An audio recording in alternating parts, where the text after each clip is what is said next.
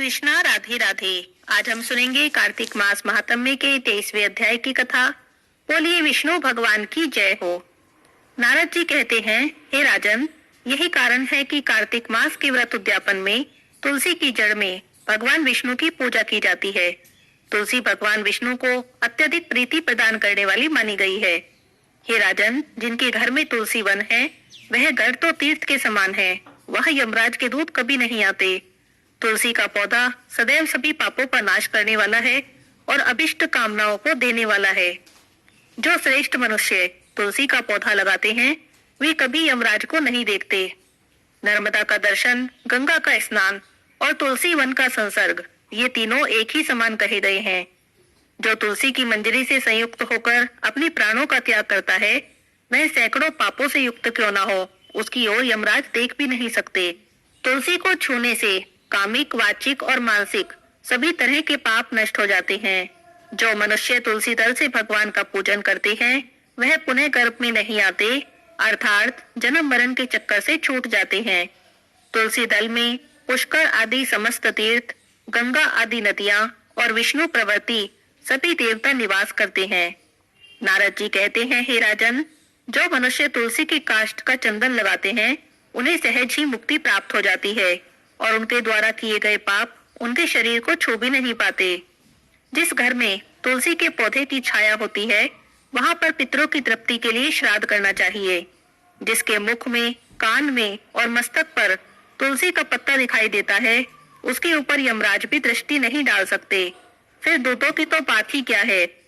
जो प्रतिदिन आदर से तुलसी जी की महिमा को सुनते हैं, वह सभी पापों से मुक्त हो जाते हैं और ब्रह्मलोक को जाते हैं।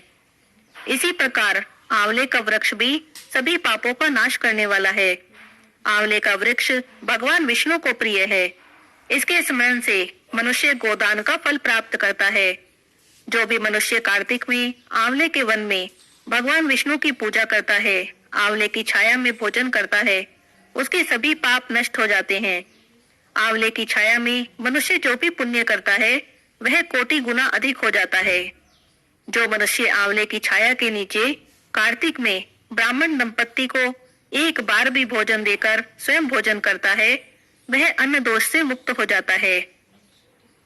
लक्ष्मी प्राप्ति की इच्छा रखने वाले मनुष्य को सदैव ही आंवले से स्नान करना चाहिए।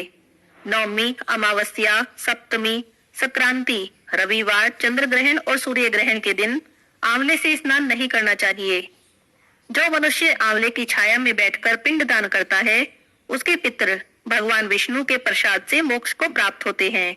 जो मनुष्य आंवले के फल और तुलसी दल को पानी में मिलाकर स्नान करते हैं, उन्हें गंगा स्नान का पुण्य मिलता है। जो मनुष्य आंवले के पत्तों और फलों से देवताओं का पूजन करते हैं, उन्हें स्वर्ण मणि और मोतियों द्वारा पूजन का फल प्राप्त होता है। कार्तिक मास में जब सूर्य तुला राशि में होते हैं, तब सभी तीर्थ, ऋषि, देवता और सभी यज्ञ आंवले के वृक्ष में वास करते हैं। जो मनुष्य द्वादशी तिथि को तुलसी दल और कार्तिक में आंवले की छाया में बैठकर भोजन करता है, उसे 1 वर्ष तक अन्न संसर्ग से उत्पन्न हुए पापों का नाश हो जाता है। जो मनुष्य कार्तिक में आंवले की जड़ में भगवान विष्णु का पूजन करते हैं, उन्हें श्री विष्णु क्षेत्र के पूजन का फल प्राप्त होता है। आंवले और तुलसी की महत्ता का वर्णन करने में तो श्री ब्रह्मा जी भी समर्थ नहीं है। इसीलिए धात्री और तुलसी जी की जन्म कथा सुनने से मनुष्य अपने वंश सहित भक्ति को प्राप्त करते हैं। यहाँ पर कार्तिक मास महात्म्य के 23वें अध्याय की कथा समाप्त होती है। बोलिए श्री विष्णु भगवान की जय हो। अब सुनते हैं कार्तिक भगवान की कहानी। किसी गांव में 2 देवरानी जेठानी रहती थी। देवरानी बड़ी ही पूजा पाठ वाली थी, बहुत धर्म कर्म करती थी, लेकिन जेठानी का मन तो पूजा पाठ में बिल्कुल भी नहीं लगता था। वह कभी पूजा न करती और न कोई धर्म का काम करती, और तो और किसी को 1 गिलास पानी तक नहीं देती थी। और जेठानी जो है, वो अपनी देवरानी से भी इतना सारा काम करने को मना करती थी। वह कहती थी, क्या सारा दिन पूजा पोथी में लगी रहती हो, कभी मेरे साथ बाहर निकला करो, गाँव में चलेंगे, औरतों में बैठेंगे, कुछ बातें करेंगे। लेकिन देवरानी मना कर देती और कहती, जी जी, मेरे से ये सब काम नहीं होता, मेरा तो अपनी पूजा पाठ में ही मन लगता है, मुझे पूजा पाठ करना बहुत अच्छा लगता है। जेठानी इस बात से बड़ा परेशान होती, क्योंकि वो तो चाहती थी कि देवरानी का पूजा पाठ बंद हो जाए, क्योंकि यही कारण था कि सभी लोग देवरानी का बड़ा मान करते थे। सब कहते थे कि बड़ी धर्म कर्म वाली है, बहुत पूजा पाठ करती है। ये सब बातें सुनकर जेठानी को बिल्कुल भी अच्छा नहीं लगता था। वह पूरी कोशिश करती, कितना भी हो सकता उसके पूजा पाठ में रुकावटें डालती, विघ्न डालती, रोज कुछ ना कुछ करती कि उसका पूजा पाठ में विघ्न पड़ जाए। लेकिन भगवान की कृपा से किसी न किसी तरह से देवरानी अपनी पूजा पाठ कर ही लेती। करते करते कार्तिक का महीना आ गया। अब देवरानी तो धर्म कर्म वाली थी, उसने कार्तिक महीने के व्रत रखने शुरू कर दिए। रोज मंदिर जाती, सुबह 4 बजे उठती, नारायण तारायण पारायण करती, घर में पूजा पाठ करती। मंदिर जाते समय आंगन में क्यारी लगा रखी थी, उसमें बड़े अच्छे अच्छे फूल लगे थे, उसमें से फूल तोड़ कर ले जाती और भगवान विष्णु के चरणों में चढ़ा देती। अब जेठानी ने देखा कि देवरानी तो कार्तिक मास का स्नान कर रही है, व्रत कर रही है, रोज पूजा करती है, पूजा के लिए फूल तोड़ कर ले जाती है। तब उसने क्या किया कि रोज सुबह उठती और सारे फूल तोड़ देती। जितने भी फूल खिलते सुबह सवेरे सबसे पहले उठती और उन्हें तोड़कर जमीन पर डाल देती। अब देखूं क्या लेकर जाएगी। अब देवरानी बेचारी क्या करती, जो टूटे फूल जमीन पर पड़े होते उन्हीं की पंखुड़ियां इकट्ठी करती, उन्हें पानी से धोती और भगवान नारायण के चरणों में चढ़ा देती और प्रार्थना कर लेती, हे भगवान, मेरे पास तो आपको भेंट करने के लिए यही है, आप इसे ही स्वीकार कर लो। करते करते कार्तिक मास के 5 दिन रह गए। अब भगवान लक्ष्मी नारायण देवरानी की भक्ति से बहुत प्रसन्न थे। उन्होंने सोचा कि चलो देवरानी की परीक्षा करते हैं। दोनों ने बूढ़े ब्राह्मण ब्राह्मणी का वेश बनाया और उसी गांव में आ गए जहां पर देवरानी जेठानी रहती थी। जहां भी दोनों रहती थी उस गांव में पानी भरने के लिए गांव से बाहर एक कुआं था। सबको वहीं पर जाना पड़ता था पानी भरने के लिए। दोनों देवरानी जेठानी हमेशा पानी भरने साथ में जाती, कभी भी अकेले नहीं जाती। एक दिन की बात है, दोनों पानी भरकर वापस आ रही थी तो उन्होंने देखा कि पेड़ के नीचे एक बूढ़े ब्राह्मण ब्राह्मणी बैठे थे। दोनों ने उन्हें रोक लिया। अब ब्राह्मण ब्राह्मणी ने कहने लगे कि हमें थोड़ा सा पानी पिला दो। तो जेठानी तो एकदम तुनक के बोली, मैं तो नहीं पिलाऊंगी, इतनी दूर से भरकर लाई हूँ, मैं तो नहीं पिला रही, मेरे से तो दोबारा पानी भरने नहीं जाया जाएगा। लेकिन देवरानी बोली कि कोई बात नहीं, तुम मेरे घड़े से पानी पी लो। उसने दोनों को पानी पिला दिया। तब ये दोनों कहने लगे कि हम गांव में कुछ दिनों के लिए रहने आए हैं, यही पास ही में हमारी झोपड़ी है, क्या तुम हमारे लिए रोज पानी की व्यवस्था कर दोगी? हम बहुत बूढ़े हैं, पानी भरने नहीं जा सकते, क्या तुम अपने लिए पानी भरने जाती हो, हमारे लिए भी ले आना। जेठानी ने मना कर दिया तो देवरानी बोली, ठीक है, मैं तुम्हारे लिए पानी भरकर ला दिया करूंगी।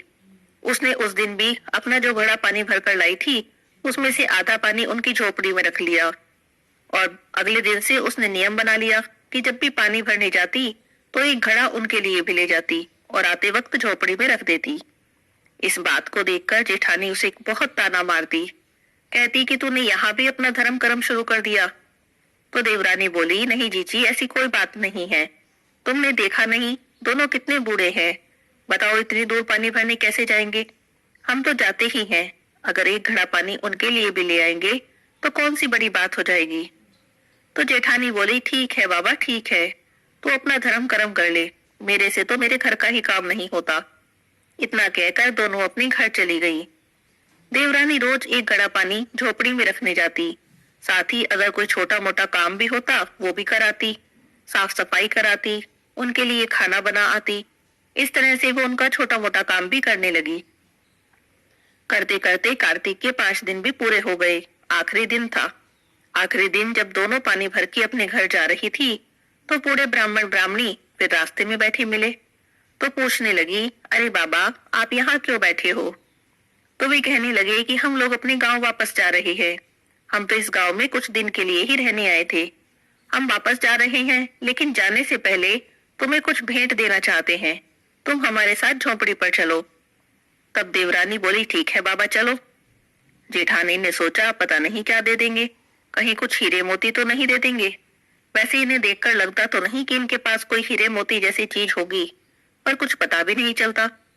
तब वह एकदम से बोली, आप केवल इसे लेकर जा रहे हो, मुझे नहीं लेकर जाओगे? मुझे भी तो लेकर चलो। तब ब्राह्मण ब्राह्मणी बोले, हाँ हाँ, तुम भी चलो। तब वह बोली, नहीं नहीं, मुझे क्यों लेकर जाओगे? मैंने तुम्हें पानी भी नहीं पिलाया, तुम्हारे घर का कोई काम भी नहीं किया, ना ही आपके घर में पानी का मटका रखा, तुम क्यों मुझे लेकर जाओगे? तब ब्राह्मण बोले, भगवान विष्णु बोले, नहीं बेटी, ऐसी कोई बात नहीं है, तुम भी हमारे साथ चलो, कर्मों का फल सबको ही मिलना चाहिए। अब ब्राह्मण के वेश में नारायण और लक्ष्मी जी दोनों को लेकर अपनी झोपड़ी पर पहुंचे। झोपड़ी के अंदर जाते हैं तो देखा वहां पर दो घड़े रखे थे, एक घड़ा सोने का और एक मिट्टी का। ब्राह्मण कहते हैं, देखो बेटी, अपने अपने हिसाब से एक घड़ा दोनों ले लो, जो तुम्हारे कर्म होंगे, तुम्हारे कर्मों के हिसाब से इस घड़े में से रोज तुम्हें कुछ ना कुछ मिलेगा। अब जेठानी तो बड़ी खुश हो गई, सोने का घड़ा देखा तो फटाफट से देवरानी से पहले जाई और सोने का घड़ा उसने उठा लिया। घड़े के मुख पर कपड़ा बंधा हुआ था। ब्राह्मण के वेश में नारायण भगवान थे, वो बोले कि तुम्हें इसे कल खोलना है, आज मत खोलना, कल सुबह नहा धोकर स्नान करके इस कपड़े को खोल लेना। जैसे तुम्हारे कर्म होंगे, जैसे तुम्हारे भाव होंगे, उसके हिसाब से तुम्हें कुछ ना कुछ जरूर मिलेगा। ब्राह्मण की बातें सुनकर जेठानी तो बड़ी खुश हुई, क्योंकि उसने सोने का घड़ा उठाया था। उसने सोचा, सोने के घड़े में से तो सोने के ही सिक्के निकलेंगे। अब दोनों अपने अपने घड़ों को लेकर अपने घर आ गई। जेठानी ने अपना घड़ा अलमारी में अच्छे से बंद करके रख दिया, उसे लगा कहीं कोई चोर न चुरा ले। लेकिन देवरानी ने अपना घड़ा मंदिर में ही जाकर रख दिया। अगले दिन दोनों सुबह उठी, स्नान किया। जेठानी को तो अपना घड़ा खोलने की जल्दी थी, पूजा पाठ वो करती नहीं थी। उसने फटाफट से उल्टा सीधा नहाई धोई जल्दी जल्दी में। उसके बाद अलमारी में जाकर घड़े को खोलकर देखा तो उसमें राख भरी थी, कोयले भरे थे। बड़ी हैरान हुई। और उसका जो सोने का घड़ा था वो भी मिट्टी का हो गया था। वो तो बड़ी परेशान हुई, पागल सी हो गई। इधर देवरानी सुबह उठी, नहाई धोई, रोज की तरह मंदिर गई। उसके बाद पूजा पाठ करके घर आई तो घड़े का कपड़ा हटाया, देखा तो उसमें सोने चांदी भरे पड़े थे। तो देवरानी तो बहुत खुश हो गई, उसने भगवान का बड़ा धन्यवाद किया। इतने में ही जेठानी लड़ती झगड़ती उसके घर आ गई। आकर पूछने लगी कि बता, तेरे घड़े में से क्या निकला? तो उसने बता दिया कि मेरे घड़े में से तो सोने चांदी और हीरे मोती निकले हैं। तब जेठानी को बड़ा गुस्सा आया और वो लड़ने लग गई। इसका मतलब है कि तूने मेरा घड़ा चुराया है, सोने का घड़ा तो मेरा था, हीरे मोती तो मेरे घड़े में से निकलने चाहिए थे, तेरे में से कैसे निकल गए? तब देवरानी बोली, नहीं जीजी, मैंने आपका घड़ा नहीं चुराया, मैं तो आपके घर गई भी नहीं। लेकिन उसने एक नहीं मानी, उसने कहा कि चुपचाप मुझे अपना घड़ा दे दे। उसने लड़ झगड़ कर देवरानी का घड़ा ले लिया और अपना जो राख से भरा हुआ घड़ा था वो उसके घर में छोड़कर आ गई। रात को उन्होंने फिर ऐसे ही किया। जेठानी ने तो अपना घड़ा अलमारी में बंद करके रखा और देवरानी ने पूजा घर में रख दिया। अगले दिन दोनों फिर सुबह उठी, नहाई धोई और अपना घड़ा खोलकर देखने लगी तो जेठानी के घड़े में से फिर से राख निकली। और उधर देवरानी ने फिर नहा धोकर पूजा करके जब घड़ा खोला तो उसके घड़े में से फिर से सोना चांदी और हीरे मोती निकले। अब तो रोज ऐसा ही होने लगा। जेठानी के घड़े में से सिर्फ राख और कंकड़ पत्थर निकलते, देवरानी के घड़े में से रोज हीरे मोती और सोने चांदी के सिक्के निकलते। इस तरह से देवरानी बहुत अमीर होती चली गई। तब जेठानी को ब्राह्मण के कहे हुए शब्द याद आए। ब्राह्मण ने कहा था, जैसा तुम्हारा कर्म होगा, जैसा तुम्हारा भाव होगा, उसी के अनुसार तुम्हें फल मिलेगा। तब उसे अपने ऊपर बड़ा ही पछतावा हुआ कि मैंने कार्तिक मास में कभी भी कोई पूजा पाठ नहीं की और अपनी देवरानी के पूजा पाठ में रुकावटें डाली। साथ ही साथ पूरे कार्तिक के महीने में मैंने धर्म का कोई भी काम नहीं किया, कोई दान भी नहीं किया। इसी कारण से मुझे इस तरह का फल मिल रहा है। जब मेरे कर्म ही बुरे थे तब मुझे कोयले और कंकड़ पत्थर ही मिलने थे, राख ही मिलनी थी। तब वह भागी भागी अपनी देवरानी के पास जाती है और उसके पैरों में गिर जाती है और माफी मांगती है और कहती है कि मुझे माफ कर दो, मैंने तुम्हें बड़ा परेशान किया है, मैंने तुम्हारे पूजा पाठ में रुकावटें डाली हैं, मुझे क्षमा कर दो। तब देवरानी कहती है, कोई बात नहीं जीजी, आपको अपनी गलती का एहसास हो गया। इसके बाद दोनों देवरानी जेठानी मिलकर पूजा पाठ करने लगते हैं। अब तो दोनों मिलकर मंदिर जाती हैं, दोनों विष्णु भगवान की पूजा करने लगती हैं। हे कार्तिक के भगवान, हे राय दामोदर, जैसे आपने कार्तिक मास स्नान का फल देवरानी को दिया वैसा सबको देना, और जैसा जेठानी को दंड दिया वैसा किसी को भी मत देना। बोलिए विष्णु भगवान की जय हो। अब सुनते हैं कार्तिक के महीने में सुनी जाने वाली गंगा जमुना की कहानी। बोलिए गंगा माता की, जमुना माता की जय हो। एक गंगा थी, एक जमुना थी। एक दिन दोनों बहनें एक साहूकार के खेत से जा रही थी। तब जमुना ने 12 दाने जौ के तोड़ लिए। तब गंगा बोली, बहन ये तो चोरी हो गई, तुझे तो दोष लग गया। तब जमुना कहने लगी कि अब मेरा ये दोष कैसे उतरेगा। तब गंगा बोली कि 12 साल तक साहूकार की नौकरी करनी पड़ेगी, तब ही तुम्हारा दोष उतरेगा। अब जमुना साहूकार के पास गई और जाकर बोली कि मुझे अपने घर नौकरी पर रख लो, 4 काम छोड़कर तुम्हारे सारे काम करूंगी। तुम्हारे जूठे बर्तन नहीं मांजूंगी, झाड़ू नहीं लगाऊंगी, सेज नहीं बिछाऊंगी और दिया नहीं जलाऊंगी। तब साहूकार ने उसे नौकरी पर रख लिया। 12 साल बीत गए, कुंभ का मेला आया। साहूकार साहूकारनी मेले में जाने लगे। तब जमुना ने उन्हें एक सोने का टका दिया और बोली कि वहां मेरी बहन गंगा है, उसे यह टका दे देना। तब कहना कि मेरी तेरी बहन जमुना ने भेजा है। तब वह हाथ पसार कर गोरी गोरी बाहों में हरी हरी चूड़ियां पहनकर ले लेगी। तब साहूकार साहूकारनी मेले में चले गए। वहां जाकर उन्होंने टका देना चाहा। तब गंगा ने हरी हरी चूड़ियां, गोरी गोरी बइया हाथ पसार कर ले ली और बोली कि मेरी बहन जमुना से कह देना कि तेरे 12 साल पूरे हो गए, अब वह आ जाएगी। साहूकार साहूकारनी घर आ गए। तब जमुना ने पूछा कि तुमने टका दे दिया। तब वे बोले कि हाँ दे दिया। तुम्हारी बहन कहती है कि तेरे 12 साल पूरे हो गए, अब तू आ जा। यह सुनते ही तो जमुना जी सहस्त्रधारा होकर बहने लगी। साहूकार साहूकारनी को जब सारी बातें पता चली कि ये तो जमुना माता थी और हम इनसे सारे काम कराते थे, तो खाना पीना छोड़कर मुंधे माथे पड़ गए। सोचने लगे कि हमें तो बड़ा दोष लग गया, अब हमारा पाप कैसे उतरेगा। उधर जमुना जी गंगा जी के पास गई। तब गंगा जी ने पूछा कि तुम साहूकार साहूकारनी को धीरज बंधाकर आई हो या नहीं। तब जमुना जी बोली कि मैंने तो कुछ भी नहीं कहा, मैं तो ऐसे ही आ गई। तब गंगा जी ने कहा कि वापस जाओ और उन दोनों को धीरज बंधा कराओ, नहीं तो उन्हें संतोष कैसे होगा। तब जमुना जी साहूकार साहूकारनी के पास आई तो देखा न खाया न पिया, मुंदे माथे पड़े हैं। तब वे बोली कि तुम लोग उदास क्यों पड़े हो, कुछ उठते बैठते क्यों नहीं, खाते पीते क्यों नहीं। तब वे बोले कि हम कैसे उठें, हमें तो इतना बड़ा दोष लग गया, हमने तुमसे ऊंचा नीचा सब काम कराया, अब हमारा पाप कैसे उतरेगा। तब जमुना देवी बोली कि तुम्हें कोई पाप नहीं लगा, मैं तो तुम्हारे घर अपना पाप उतारने आई थी। तुम्हारे खेत से जा रही थी, 12 दाने जौ के तोड़ लिए, इसका दोष लग गया था। तुम्हारे 12 साल नौकरी करी, तब जाकर वह दोष उतरा है। तुम दोनों उठो, तुम्हारे कोई दोष नहीं लगा। मैं तुम्हें आशीर्वाद देती हूँ कि तुम्हारे घर में खूब धन लक्ष्मी हो जाए और तुम्हारी मुक्ति हो जाए। इस तरह आशीर्वाद देकर जमुना माता वहां से अंतर ध्यान हो गई। हे जमुना माता, जैसी मुक्ति साहूकार साहूकारनी की करी, वैसे ही सबकी करना, जैसे उन्हें आशीर्वाद दिया सबको देना, कहते सुनते हुंकारा भरते सबकी मनोकामना पूरी करना। बोलिए जमुना माता की जय हो। इल्ली दुनिया की कहानी। एक इल्ली थी, एक दुनिया था। इल्ली कहने लगी कि दुनिया कार्तिक का महीना है, आज दोनों कार्तिक नहाएं। तब दुनिया कहने लगा कि तुम तो गिरी छुआरे में पड़ी रहती हो, तुम्हारे में तो ताकत है, तुम ही नहा लो। मैं तो मोट बाजरे में पड़ा रहता हूँ, मैं तो नहीं नहाऊंगा। मैं तो हरा हरा सीटा खाऊंगा, ठंडा ठंडा पानी पीऊंगा। फिर इल्ली तो रोजाना राजा की बाई के पल्ले में लगकर नहा आती, लेकिन दुनिया नहीं जाता। कार्तिक का महीना पूरा हो गया, पूर्णिमा को दोनों मर गए। इल्ली कार्तिक नहाई, इसीलिए उसने राजा के घर में जन्म लिया और वह राजकुमारी बनी। दुनिया राजा के घर में ही मेंढक बना। फिर राजकुमारी का ब्याह रचाया गया। विदाई का समय आया, तब राजकुमारी का बैल रुक गया।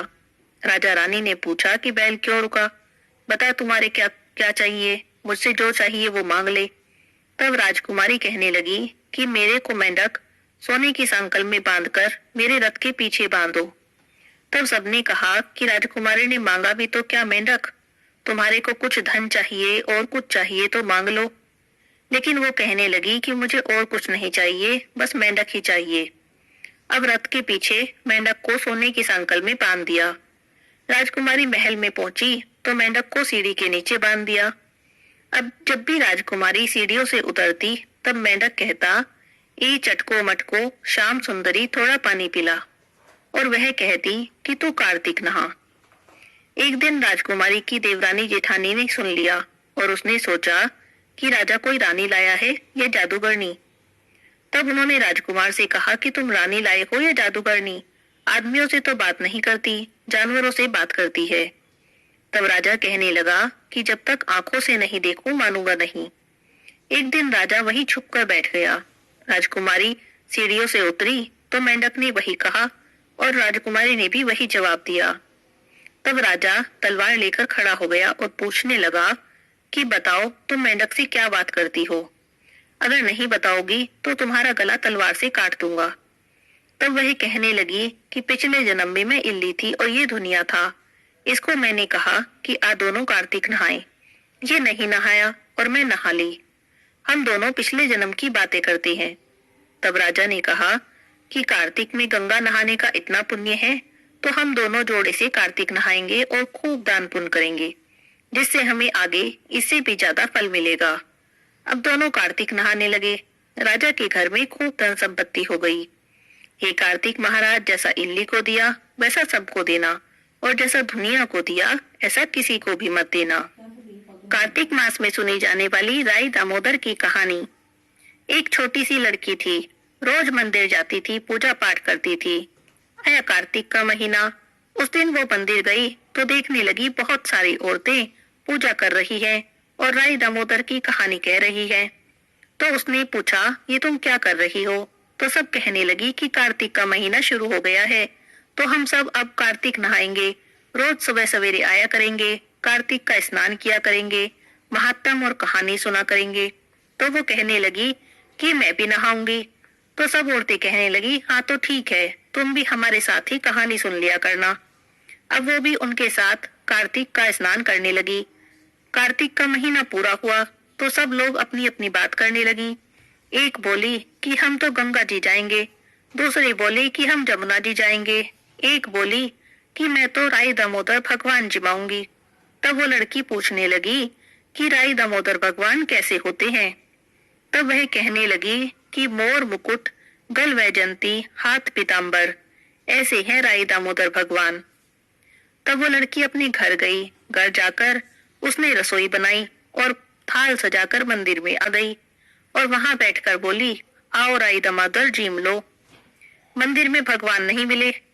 बहुत देर हो गई उसे बैठे बैठे, कोई भी जीमने नहीं आया। वो थाली लेकर मंदिर से शहर गई, शहर से जंगल गई, जंगल से पहाड़ों पर चढ़ गई। सुबह से शाम हो गई भगवान को पुकारते पुकारते। अब तो राई दामोदर भगवान सोचने लगे, ये तो ऊपर से गिर के मरेगी और मेरे दोष लगेगा, इसको तो दर्शन देने पड़ेंगे। भगवान बूढ़े ब्राह्मण का रूप बना के आए और बोले, चल बेटा, मैं भगवान हूँ, तू मुझे जिमा दे। तब वह कहने लगी, नहीं, तुम भगवान नहीं हो। तब ब्राह्मण ने पूछा, क्यों, कैसे होते हैं भगवान? तब उसने कहा कि मेरे भगवान तो मोर मुकुट वैजंती, हाथ पीताम्बर, ऐसे हैं। तब ब्राह्मण बोला, देख क्या ऐसे हैं तेरे भगवान? ब्राह्मण ने अपना मोर मुकुटधारी रूप दिखाया। भगवान उसके सामने मोर मुकुटधारी वैजंती माला की हाथ पीताम्बर अपना रूप धारण करके खड़े हो गए। तब वो लड़की खुश हो गई और कहने लगी, हाँ आप ही हो मेरे भगवान। तब भगवान ने उसे अपना चतुर्भुजी रूप दिखाया और खुश होकर बोली कि हाँ हाँ आप ही हो मेरे भगवान। आगे आगे भागी जाए, पीछे पीछे भगवान आए। भागी भागी अपनी संग सहेलियों के घर गई और कहने लगी कि मेरे घर तो भगवान आए हैं। तब सब बोली, हाँ इसके घर भगवान आए थे। तब एक कहने लगी कि चलो देखे तो सही कैसे हैं इसके भगवान। जिनके भाग्य में भगवान के दर्शन थे उन्होंने आकर भगवान के दर्शन पाए। हे राई दामोदर भगवान, जैसे आपने उस लड़की को दर्शन दिए ऐसे ही सबको देना। कहते सुनते हुंकारा भरते को। कार्तिक मास के गुरुवार की कहानी। दो भाई बहन थे। बहन बृहस्पतिवार की व्रत करती थी। बृहस्पति महाराज आते, 4 लड्डू चांदी का कटोरा देके चले जाते। लड्डू तो खा लेती और कटोरा कोठरी में रख देती। एक दिन उसकी भाभी ने कोठरी खोलकर देखा तो देखा जगमग हो रही है। उसने पड़ोसन से कही। पड़ोसन बोली कि तुम्हारी ननद कहाँ से लाती है? वह बोली मुझे तो नहीं पता, कोठरी जगमग हो रही है। तब पड़ोसन ने कहने लगा कि अपने पति से कह दियो। वह कहने लगी मेरे पति तो नहीं सुनेंगे। तब पड़ोसन बोली दाल का चमचा भात में और भात का दाल में दे देना। उसने दूसरे दिन दाल का चमचा भात में और भात का दाल में दे दिया। तब उसका पति बोला कि पागल हो गई है क्या? वह कहने लगी कि पागल मैं नहीं, तुम्हारी बहन हो गई है। पता नहीं कहाँ से लाती है, कोठरी में कटोरों की जगमग हो रही है, इसे घर से निकाल दो। अब भाई बहन के पास गया, बोला जीजी चलो मामा के चले। अब बहन को पता था कि कैसे मामा के लेके जावेगा। वह कहने लगी कि भाई केले का पेड़ हो, मंदिर हो, वहां उतार देना। कहने लगा अच्छा। जंगल में जाकर देखा तो केले का पेड़ है, मंदिर है। उसने बहन को वहीं उतार दिया। बृहस्पतिवार का दिन था। उसने केले की पूजा की, बृहस्पतिवार की कहानी कही। बृहस्पति महाराज आए, 4 लड्डू एक चांदी का कटोरा देके जाने लगे। वो सब कुछ पेड़ के पीछे छिपकर देख रहा था। निकल कर आया और बृहस्पति भगवान के पैर पकड़ लिए। बृहस्पति भगवान बोले छोड़ पापी मेरे पैर, कुंवारी कन्या के कलंक लगावे है। ये तो सत के व्रत करे है, इसे ये सब कुछ मैं दे के जाऊं हूँ। इसको तो विदा करके भी फिक्र मत करना। अब बहन को वापस घर लेकर आ गया। भाभी दरवाजे पर ही खड़ी थी। देखकर बोली तू फिर वापस ले आया? तब वो बोला कि मेरी बहन से कुछ मत कहना। मेरी बहन तो बृहस्पतिवार के व्रत करती है, बृहस्पति भगवान देके जाते हैं। भाभी बोली चलो देखूंगी इसके बृहस्पति महाराज को भी। सारी नगरी में बोलाई कि सब अपने अपने बच्चों को लेकर मेरे घर आ जाना। मेरी ननद बृहस्पतिवार के व्रत रखती है। सबको 4-4 लड्डू और चांदी का कटोरा बांटेगी। अब तो बहन एक टांग पर खड़ी हो गई और बृहस्पति महाराज से प्रार्थना करने लगी, बृहस्पति महाराज अब मेरी लाज रखो। 3 बार कहा। बृहस्पति महाराज आए, सबको 4-4 लड्डू और चांदी का कटोरा देके चले गए। हे बृहस्पति महाराज, जैसे आपने उस लड़की की लाज रखी, सब किसी की रखियो। कहते सुनते हुंकारा भरते की। बोलिए बृहस्पति देव महाराज की जय हो। तुलसी माता की आरती। तुलसी महारानी नमो नमो, तुलसी महारानी नमो नमो, हरि की पटरानी नमो नमो, तुलसी महारानी नमो नमो। धन तुलसी पूर्ण तप कीनो, शालिग्राम बनी पटरानी नमो नमो, तुलसी महारानी नमो नमो। जहाँ के पत्र मंजरी कोमल, श्रीपति कमल चरण लपटानी नमो नमो, तुलसी महारानी नमो नमो, तुलसी महारानी नमो नमो, हरि की पटरानी नमो नमो। कौन से महीने में बोई रानी तुलसा, कौन से महीने में हुई हरियाली नमो नमो, तुलसी महारानी नमो नमो। कौन से महीने में हुई तेरी पूजा, कौन से महीने में हुई पटरानी नमो नमो, तुलसी महारानी नमो नमो। आषाढ़ मास में बोई रानी तुलसा, सावन मास में हुई हरियाली नमो नमो, तुलसी महारानी नमो नमो। कार्तिक मास में हुई तेरी पूजा, मंगसिर मास में हुई पटरानी नमो नमो, तुलसी महारानी नमो नमो।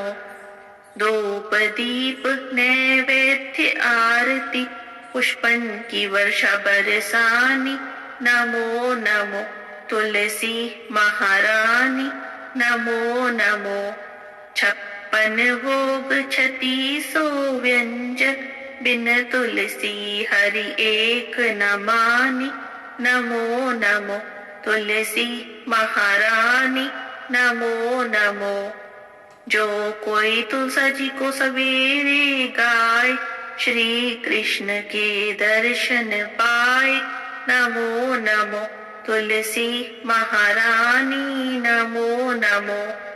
जो कोई तुलसी जी को दोपहर को गाए, खीर खांड के भोग लगाए। नमो नमो तुलसी महारानी, नमो नमो।